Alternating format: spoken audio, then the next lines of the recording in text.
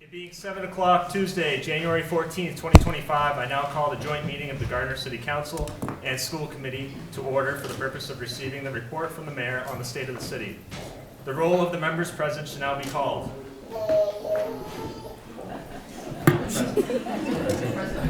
For members of the City Council, Councilor Brooks. Present.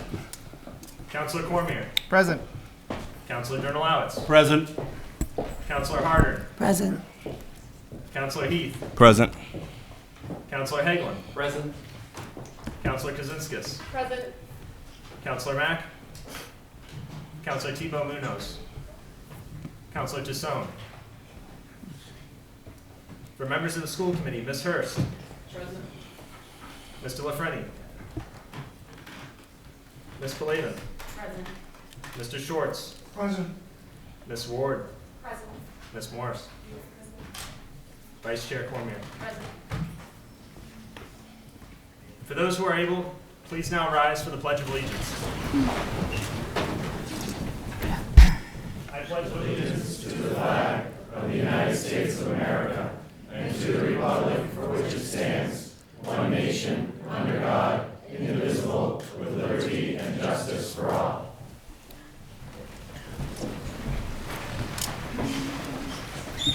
Announcement of open meeting recordings. Any person may make a video or audio recording of an open session of a meeting or may transmit the meeting through any medium subject to reasonable requirements of the chair as to the number, placement, and operation of equipment used so as to not interfere with the conduct of the meeting. Any person intending to make such recording shall notify the chair forthwith. All documents and exhibits used or referenced at the meeting must be submitted in duplicate to the chair as they become part of the meeting minutes. Is anyone here recording tonight's evening besides staff?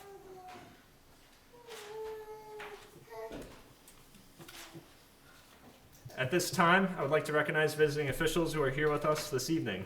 Representative Zlotnick, Mayor Samantha Squalia of Fitchburg, Brian DePina of Lawrence, Nicole LaChapelle of East Hampton, Joshua Garcia of Holyoke, Patrick Keefe of Revere, and former Mayor of the City of Gardner, Alan Ignelli.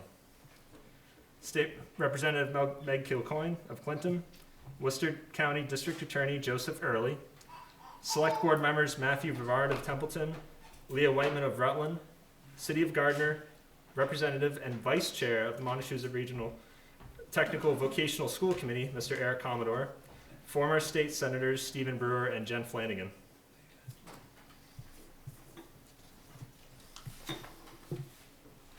I would also like to welcome and thank all of our city employees who have joined us this evening for their dedicated service to our city and its residents. On behalf of the City Council, the School Committee, and the Mayor, I'd like to welcome and hand the floor to Lieutenant Governor Driscoll.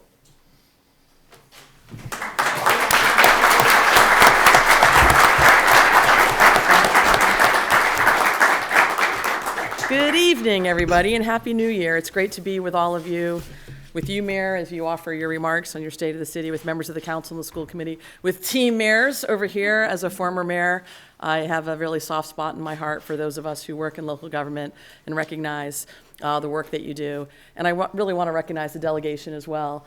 We are fortunate to work with legislators every day that are true partners in helping us try and move forward with a Commonwealth that's more affordable, more competitive, and more equitable. And the sheer fact that all of you are here, along with your DA, representative from Senator Markey's office, I think really shows that Gardner's on the move. There's a lot happening here. People want to be a part of it, want to be here to hear more about what you're going to say. I feel like if you are mayor, you were lucky enough to live in a place that you love, it is the best job you can possibly have, right? You get to really influence what's happening on the ground, along with key partners. You've got to have that shared vision, school committee members, city council members moving forward. And I think there's something special about being involved in local government, helping make your community grow and thrive, and doing your part in making this community better. That's what all of you are doing. That's why you're here. Nobody does this work for the money. I know that. You do it because you're dedicated to the place that you live and the place that you love. And I'm excited to be here in Gardner today. Actually, we're here most of the afternoon in the city talking about a number of things with Mayor Nicholson, bringing developers together as part of a round table to understand what the opportunities are here, a model we hope to replicate with other communities across the Commonwealth. And I think it's fair to say you have a mayor that understands what makes the city great, areas and opportunities that can help it thrive not just today, but also tomorrow. who's a really active partner in all that you're doing, focused on delivering on those really tangible issues that people care about. Throughout our state's 351 cities and towns, there are people in local government working every single day to make lives better because they love where they live and they see an opportunity to help out. And I think that's what makes Massachusetts special. I think what really works for local government is, like, there's no hiding. When you're a mayor or a councilor or a school committee member, you make decisions and you're going to see people the next day in the grocery store, on the sidelines at a youth soccer match, in church after Mass. And you're able to talk with folks about the decisions that you've made and why you made them. And even when folks don't agree with you, and I know plenty of people didn't agree with me in my 17 years as mayor in Salem, you hope that they trust that you're making decisions that are in the best interest of your community, that you're putting your hand up to gather all the information, to know more, and then to make decisions and push forward in a way that is in the best interest of Gardner. There's no Republican or Democratic partisan politics. There's no Republican or Democratic pothole, right? It's just a pothole that's got to get fixed, and it's our job in local government to take on those tasks. When we all think about the branch of government that we rely on the most in our everyday lives, I think it's your city or town. Educating your kids, keeping your neighborhood safe, fixing those potholes, cleaning those parks, investing in a strong economy, working to craft a vision and then go after and implement it like we did today in concert with the mayor around the table. And I can tell you that the governor and I really feel like our role in government is to uplift and empower the work that you're doing. We know that we need partners, and frankly, the best solutions don't usually come from working alone. The old saying that none of us is as smart as all of us really applies when we work together, particularly when we have a shared and aligned goal for our community, the place where we live. You can bounce ideas off each other. You can yell and scream if you have to, hopefully not too often, but you end in a place that ensures you're making decisions that are going to leave Gardner better than you found it. The governor and I played a little bit of hoop in our days. You may have seen us lean into that theme a little bit. We're both big basketball fans, and I think that's why we focused on Team Massachusetts, because we know when we bring people together, whether it's at the local level or the combination, frankly, of local and state level, we can really move Massachusetts forward. Like, the best ideas come from combining efforts and collaborating. We call it Team Massachusetts, and we think it's what makes this place special. Smart people collaborating towards a common goal, interested in action, in getting stuff done, not leaving these partisan politics out of the way, and ensuring that we're not just thinking about the needs of today, but also thinking about the needs of tomorrow. Like, you have a shared vision, we want to make things go today, but we know we need to craft something that's going to be long-term because people are counting on us. We're all stewards. Somebody sat in these seats before us, they'll sit in them after us. Are we going to do our part to leave Gardner a better place? And as we think about that vision and that work, we can shape big policies at the state, we can provide resources, but where it gets done, whether it's building housing or developing a thriving downtown economy or great parks or opportunities to educate the next generation of leaders who will sit in this seat, you're doing it. We're going to help deliver on our part, but you're actually doing it here. So that strong collaboration is really necessary around shared goals and shared resources. And I'll just close with this, because we really came here to hear from the mayor. I just get to say a few nice words about why I'm grateful to be here and to be able to do this work. In 2026, the state's going to be celebrating the 250th anniversary of the Declaration of Independence, our revolution where America was founded. It all started here. When you think about Massachusetts, we were the troublemakers through the T in the harbor. This is where Concord and Lexington, we were good troublemakers, right? It was a good reason. We're the place that, frankly, the author of the Declaration of Independence was largely John Adams, hailed from Massachusetts. We're the place where the first bloodshed occurred. And if you think about those individuals who stood up during that time, they were ordinary folks. They were farmers and merchants in hope of a better way of governing, something called self-governance, democracy, fairness, justice, freedoms. That's what they were seeking when they built out this idea. And 250 years later, it's still an experiment. It's not perfect. It's got challenges. And we're going to have a big party here. Virginia and Philadelphia think they created democracy. We're like, no. It happened here. It got papered over in Philadelphia, right? We're going to celebrate. But as we think about this amazing history and how lucky we are to have this revolutionary spirit, a place where we do hard things and we don't settle, we're also thinking about what's our gift to the next generation. What's the next 250 years look like? How do we set ourselves up for success as a Commonwealth, as a community? What are the things we can do now, investments? It's never going to be cheaper to invest in it 10 or 20 or 30 years from now. What can we do now to help support that next generation? And we know it's going to take strong city leaders, and collaborations to make that work. So I want to say congratulations on Happy New Year, and we're really looking forward to continuing our partnership with Gardner and moving Massachusetts forward in a meaningful way. So thanks for being here, and I'll let Mayor Nicholson take things over.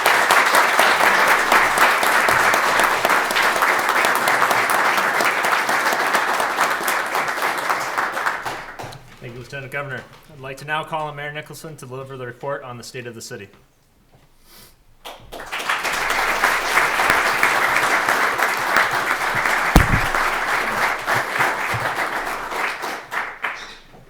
Good evening, President Tyros and Vice Chair Cormier.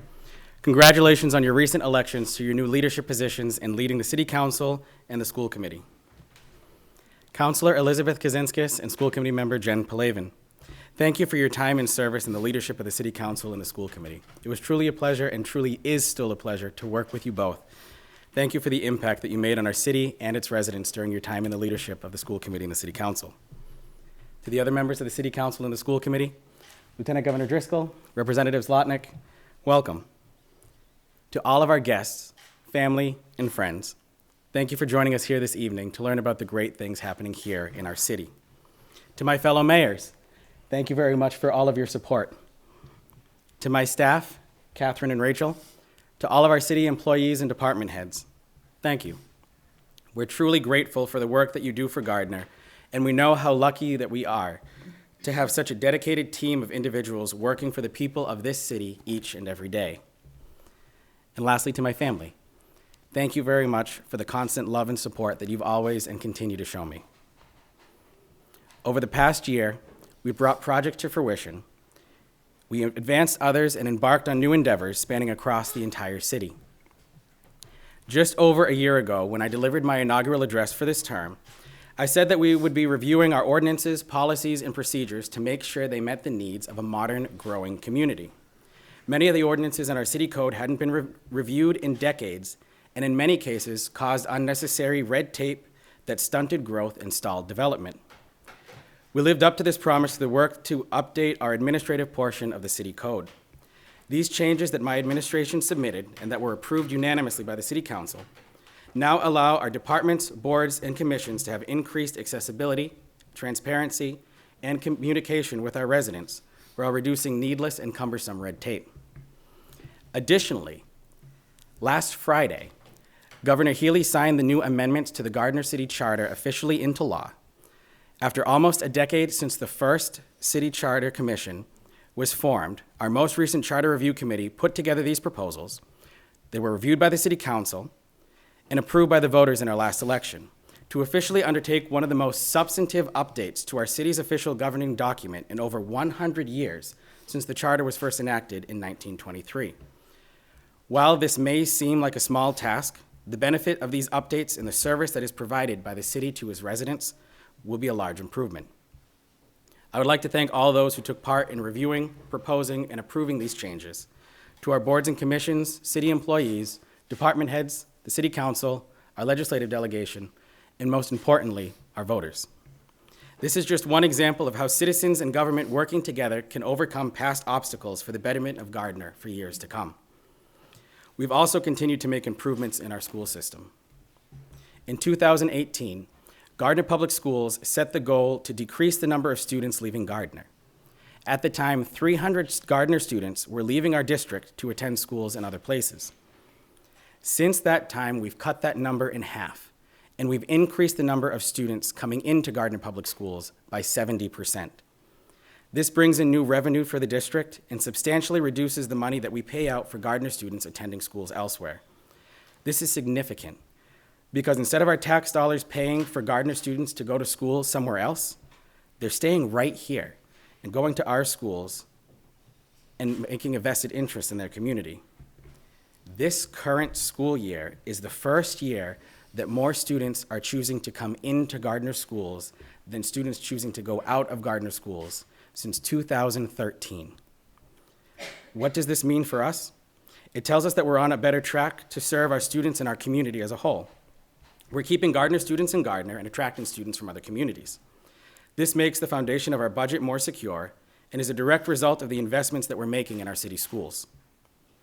One improvement strategy has been to create a more relevant educational experience for all of our students, to guide them into the career paths that they're drawn to. We've accomplished this by providing an enriching and well-rounded experience through a variety of opportunities in which they can try new things, venture out into different fields, and find where their passions take them. Our early college program continues to be a success. Many of our students are taking the opportunity to earn college credits while in high school, and some will graduate with both a Gardner High School diploma and an associate's degree at the same time. Additionally, we partnered with Mount Wachusett Community College to create new career paths in automotive mechanics and manufacturing, allowing our students to earn career credentials as part of their regular high school education.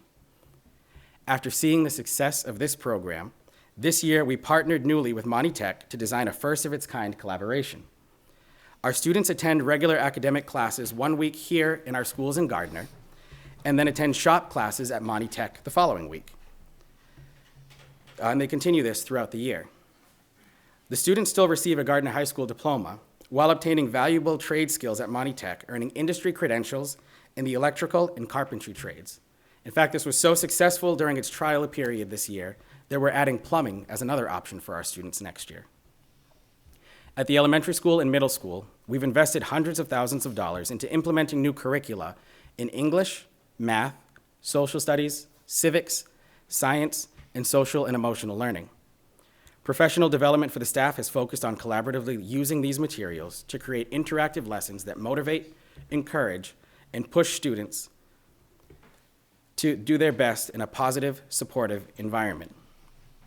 Our music, art, and athletic programs are also thriving as an investment continues to grow. Over 500 students this year played at least one sport in Gardner Public Schools, compared to 2018, when that number was just 400 students. And one of my favorites, about 1/3 of all of our students in Gardner Public Schools is participating in one of our music programs across all of our schools and across all of our grades.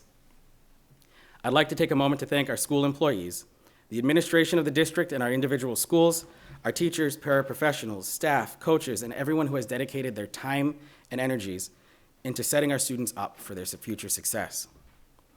What we offer to our young people in the city is not just in the classroom, but all around the city as we invest in ourselves and set ourselves up for the future.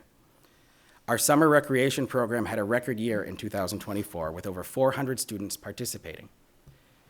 When the program first began in the summer of 2018, we had 40 students participating in a half-day program at a camp-like environment at Gardner High School for children in grades 2 through 7. Today, we've opened our full-day program to all students in grades K through 8. We've added a second location at Gardner Elementary School, provide 2 hot meals a day, offer athletic clinics and academic enrichment classes in art, drama, gardening, music, nature, robotics, and STEM. We've seen firsthand how the investments that we've made in our students is already benefiting our city, and we've taken that mindset across the board. We've realized that we need to do all we can to be competitive amongst other communities when it comes to grant funding. The funding is out there, and if we don't make every effort we can to bring that back to the Chair City for the benefit of our citizens, it's simply just going to go toward enhancing another community somewhere else across the country.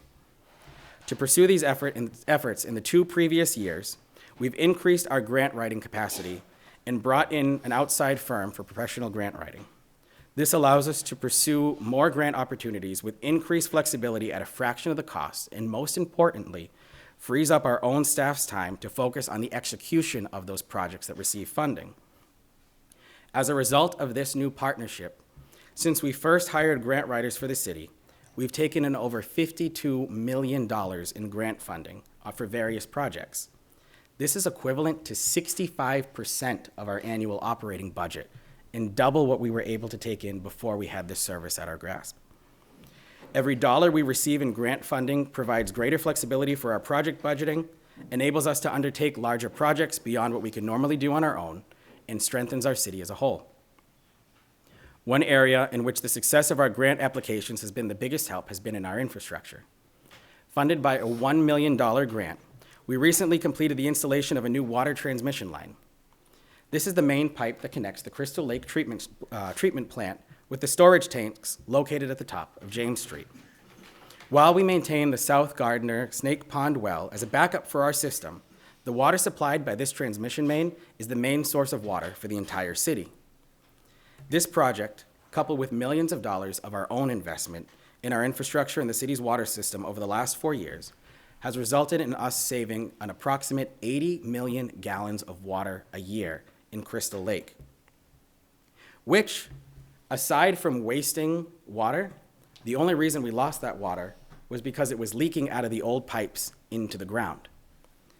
This is equivalent of an additional 40 days worth of water usage in the city that's remaining in Crystal Lake rather than leaking out of pipes around the city, still costing the city money for simply leaking into the ground.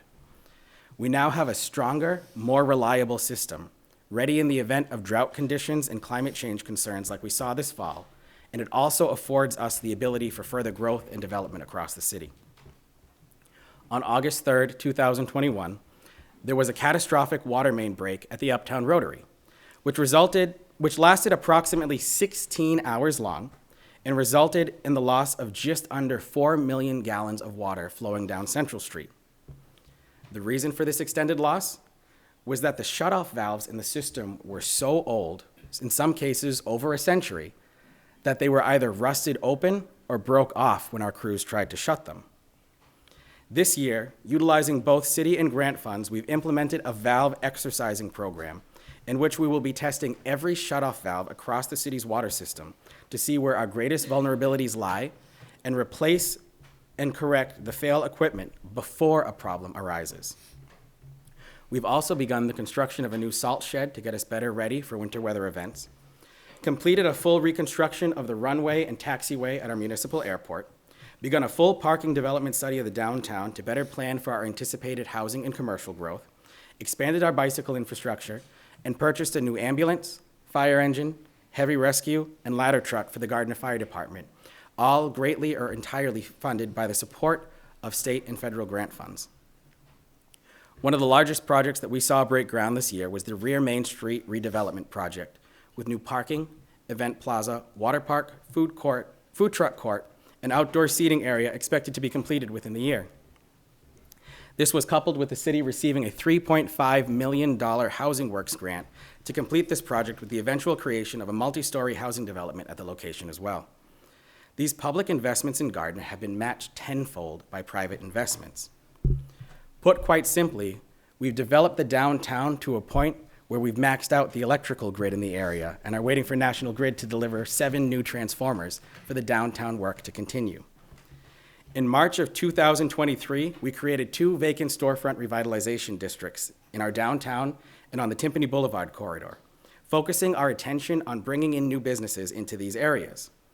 When these districts were first approved in March of 2023, we had 34 vacant locations in the downtown and 10 in the South Gardner Timpani Boulevard district. Today, we're down to 11 in the downtown and 2 in South Gardner. The development of our new community center has entered its next phase. When we opened our new elementary school in 2022, it left several former school buildings vacant. We've seen what happens when we let buildings sit with no plan. They sit and they sit until the wrecking ball is our only option. As a city, we need to commit to having a plan in these instances.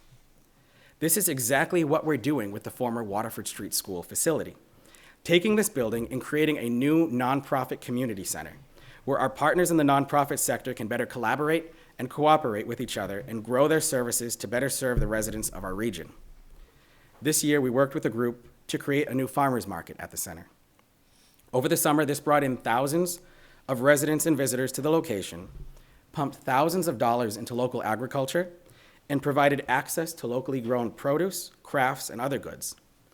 In fact, this market was so successful that it was recognized by the Commonwealth as an example for other communities to follow. It was no small undertaking, as the group coordinating the market worked with MART to provide transportation, state agencies to provide access to process healthy incentive program funds, and more. I'd like to say thank you to Erica, Shelby, Kat, and the entire team who made this possible for the city this year. We've also entered into new lease agreements for the community center with the Gardner Community Action Committee and Growing Places, both of whom are currently working to build out their spaces. At this location, the CAC is going to be expanding their food pantry and community outreach programs. The CAC is an essential partner for the city, as they have continued to serve the community in significant ways. Last year, the CAC provided necessary services to several thousands of individuals in their programs varying from fuel assistance to access to personal care items, to their food and toy distributions, and many others in between. Growing Places will be creating their new food distribution center, partnering with local farmers to purchase locally grown produce and sell the food that they process to individuals and organizations in the community to assist those who are experiencing food insecurity, and help create a direct connection between farms and tables in the area. Our senior center will be the next to move, and we're currently finalizing the plan to build out their space. Our senior center already offers a wide range of programs, and this new space will greatly enhance what we can offer to our senior citizens. We have an RFP currently active for other spaces in the building that will be closing soon, and we are also planning space for the Historical Commission to move there as well. I'm truly thankful for everyone who has helped to create this space for our nonprofits to provide the supports they need for the communities and to be able to grow and expand as a result. In particular, I'd like to thank Representative Zlotnick for proposing the original idea to me for this project and for your continued partnership and support along the way. As we bring in new opportunities for our residents, ensuring access to adequate public transportation is also an equally important step.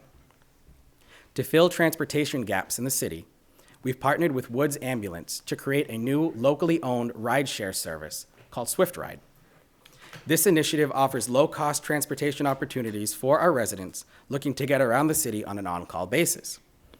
We've also expanded the service in partnership with MART, where Swift Ride provides regular public transportation around the city from 5 p.m. to midnight when the buses would stop running, opening a door that was closed before. Additionally, Gardner, MART, and Woods have also partnered together to provide shuttle services to the Wachusett Commuter Rail Station to create an alternative method for those looking to get to Boston without traveling down Route 2. We've also increased the services and opportunities for our veterans and their families.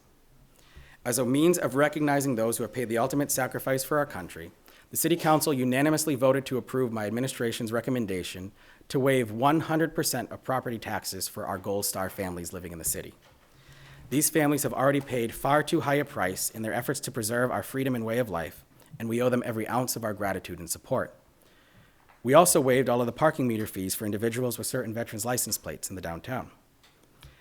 We launched our new program for our veterans by expanding our volunteer incentive program, adding opportunities for veterans of any age to participate.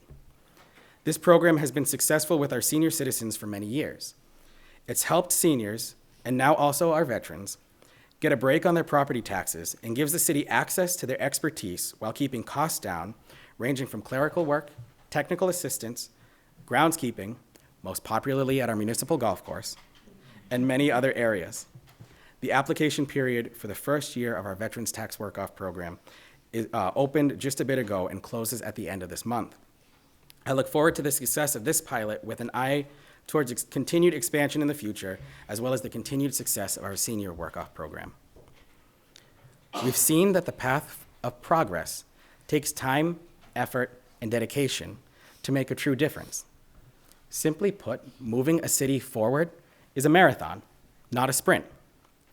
As one project gets underway, the other begins its planning phase, and still another, its conceptual ideas.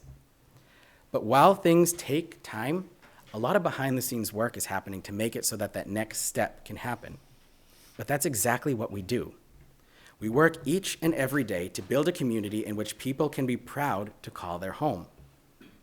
As a result of the continued investment in our residents, our infrastructure, our outreach, and our programming, as a result of this city being willing to adapt and change to the changing landscape around us and to break away from the "that's how we've always done it" mentality, and as a result of our commitment to keep moving Gardner forward, the state of our city is strong. As we build upon the successes that we've achieved and look to the future, we should be proud of what we've done. However, that doesn't mean the path forward is going to be easy. The economic trends of inflation, price increases, and budgetary concerns are not going to be a stranger to us here in Gardner. But we continue to plan ahead to be able to maintain the quality services that our residents deserve. Thanks to the diligent work of our school building committee, as well as additional funding received from the Commonwealth, the new Gardner Elementary School project came in $8 million under budget. In working with our bond counsel, independent auditors, and our financial departments, I'll be submitting a full plan to the City Council in the coming weeks to reallocate this funding to various 30-year capital improvement projects in our city and around the city and in our schools. Many of these projects have been deferred for years and simply just cannot be delayed any longer. Thanks to the work by those overseeing the new school project and the proper financial planning that was done, we're now able to just do the job. We also have to be cognizant of the fact that there are several challenges that we need to overcome and correct if we want to continue moving forward as a stronger community. Gardner's no stranger to the housing crisis facing the Commonwealth. In the last 15 years, Gardner's seen a population growth of approximately 5%. At the same time, the number of houses annually on the market in Gardner has decreased by 21%. And both the average sale price of a single-family home and the average rent on an apartment have increased by over 100%. Like many other communities in the area, as more and more people relocate out to central Massachusetts from the greater Boston area and other metropolitan areas, and as our population looks for their own housing, we're seeing a simple economics 101 issue of supply and demand. The demand has skyrocketed, and the supply stayed stagnant or in some cases even decreased. I saw this firsthand when I bought my own house. After 2 years of looking and 38 offers over asking that were declined, I finally found somewhere. But for many people, our young professionals, our recent college graduates, young couples in the area, those types of odds are forcing people just to look elsewhere to live, rather than looking right here. Last month, we contracted with the Barrett Planning Group to draft the city's first ever master plan.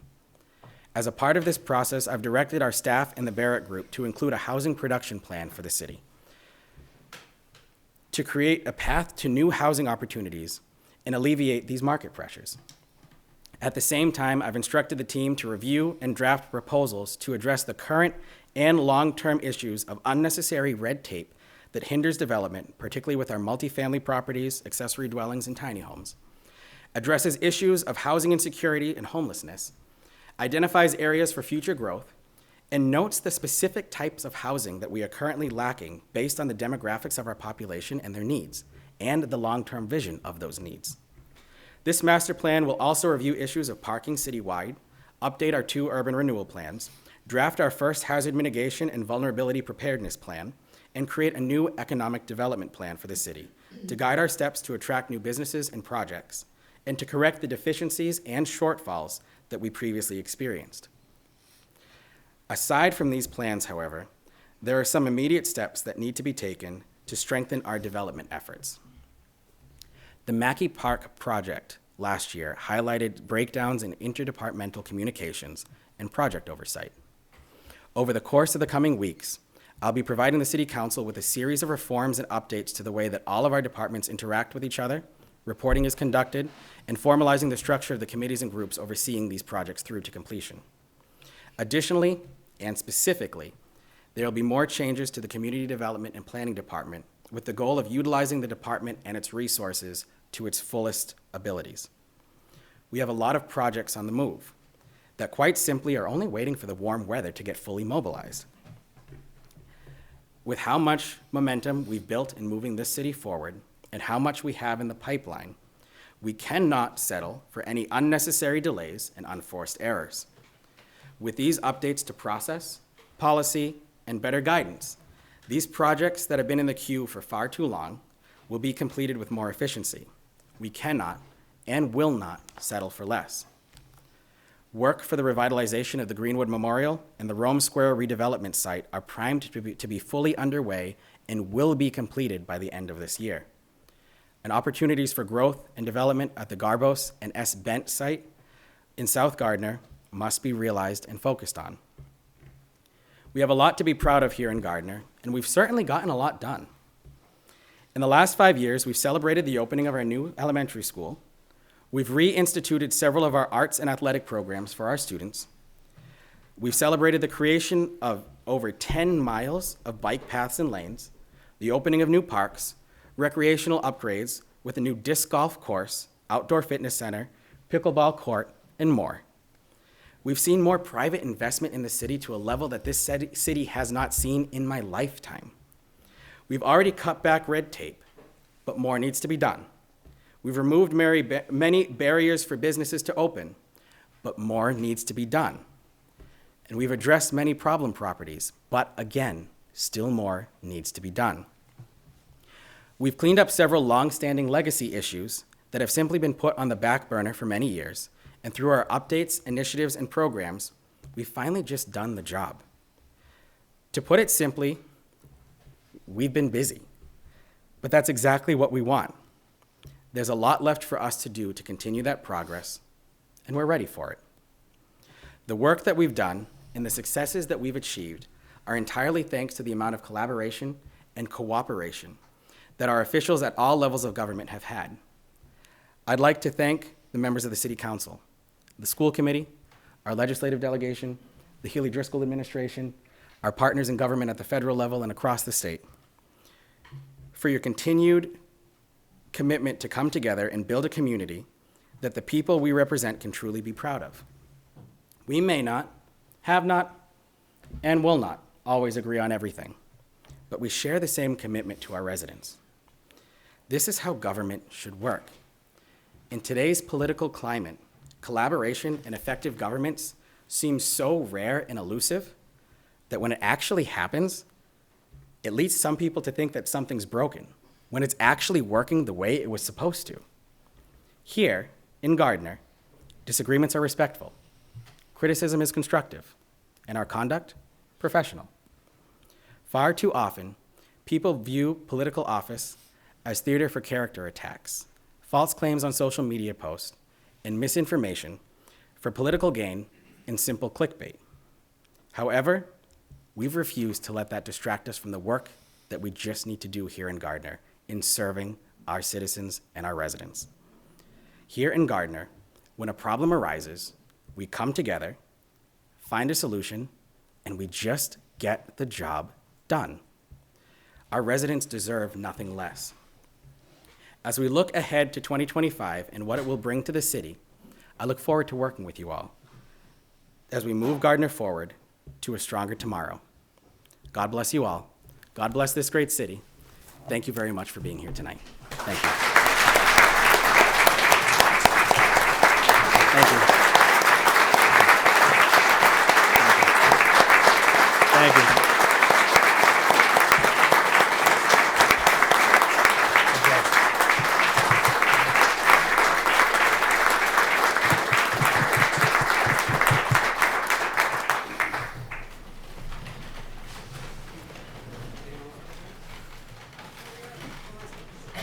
Thank you, Mayor Nicholson. A quick announcement to those who are present. There's a reception in Perry Auditorium in City Hall immediately following adjournment. I will entertain a motion to adjourn the joint meeting. Motion made by Councilor Kaczynski, second by Councilor Brooks. All those in favor say aye. Aye. All those opposed, nay. Motion carries. We stand adjourned.